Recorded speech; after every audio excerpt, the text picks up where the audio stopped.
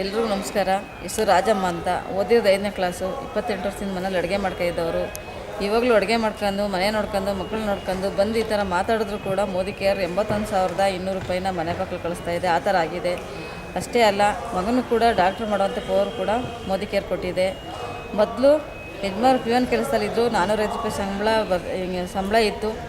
ಸಂಬಳ ಇದ್ದಾಗ ಏನಾರು ಯಜಮಾನಿಗೆ ಸಪೋರ್ಟ್ ಮಾಡಬೇಕು ಅಂತ ಕಡ್ಡಿ ಮಾಡ್ತಾಯಿದ್ದೆ, ಕಡ್ಡಿ ಮಾಡ್ತಾಯಿದ್ದೆ. 1,000 ಕಡ್ಡಿ ಮಾಡಿದ್ರೆ 2 ರೂಪಾಯಿ, 1 kg ಹೂವು ಕಟ್ಟಿದ್ರೆ 10 ರೂಪಾಯಿ ಸಿಗ್ತಾಯಿತ್ತು.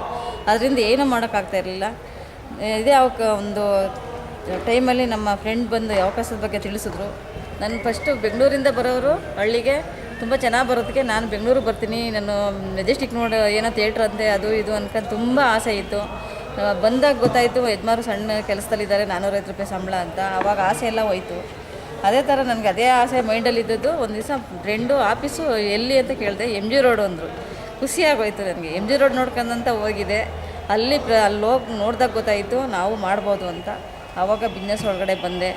ಫಸ್ಟ್ ಮಂತ್ ಚೆಕ್ಕು 405 ರೂಪಾಯಿಂದ ಸ್ಟಾರ್ಟ್ ಆಗಿರೋದು ಇವಾಗ 81,000 ಚಿಲ್ಲರೆ ಆಗಿದೆ. ಮತ್ತು ನಾನು ಓದಿರೋದು 5ನೇ ಕ್ಲಾಸು. ಆದರೆ ಯಾರು ಫಾರಿನ್ ಟ್ರಿಪ್ ಕಳಿಸ್ಕೊಡ್ತಾರೆ ನಮಗೆ? 2 ಸಾರಿ ಮಲೇಷಿಯಾ ದುಬೈಗೆ ಹೋಗಿದ್ದೀನಿ.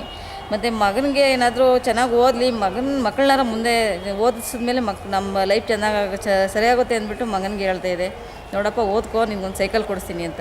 ಸೈಕಲ್ ಕೊಡ್ಸೋಕ್ಕಾಗಿರಲಿಲ್ಲ. ಏನಾರು ಮೋದಿ ಕೇರ್ ಸಿಗಲಿಲ್ಲ ಅಂತಂದರೆ ನಮ್ಮ ಲೈಫ್ ಅಷ್ಟೇ.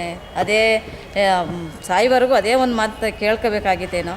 ಆದರೆ ಇವತ್ತು ಮೋದಿ ಕೇರ್ಗೆ 5 ವರ್ಷ ಹಿಂದೆಯೇ ಅವನಿಗೆ 55,000 ರೂಪಾಯಿ ಗಾಡಿ ಗಿಫ್ಟ್ ಮಾಡಿದ್ದೀನಿ. ಅದೇ ಸ್ಟೇಜ್ ಮೇಲೆ ಹೇಳ್ತಾಯಿದ್ದೆ ಯಾವಾಗಲೂ, ಮಗನ ಸೊಸೆಗೆ ಕಾರ್ ಗಿಫ್ಟ್ ಮಾಡ್ತೀನಿ ಅಂತಿದೆ. ಇವಾಗ 3 ದಿವಸದಲ್ಲಿ 11 ಲಕ್ಷ ರೂಪಾಯಿ ಕಾರ್ನು ಕೂಡ ಗಿಫ್ಟ್ ಮಾಡಿದ್ದೀನಿ.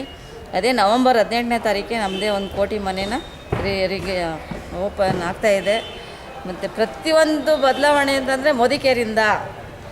ನಿಮಗೂ ಎಲ್ಲ ಬೇಕು ಅಂದರೆ ನಮ್ಮ ಲೇಡೀಸಿಗೆ ಮಾದರಿ ಆಗಬೇಕಾ, ನನ್ನ ಥರನೇ ಅನ್ನಬೇಕಾದ್ರೆ ಮೋದಿ ಕೇರಲ್ಲಿ ಒಂದೇ ದಾರಿ, ಎಲ್ಲೂ ಬೇರೆ ದಾರಿ ಇಲ್ಲ ಅಂತ ಹೇಳ್ತೀನಿ. Thanks Modi care.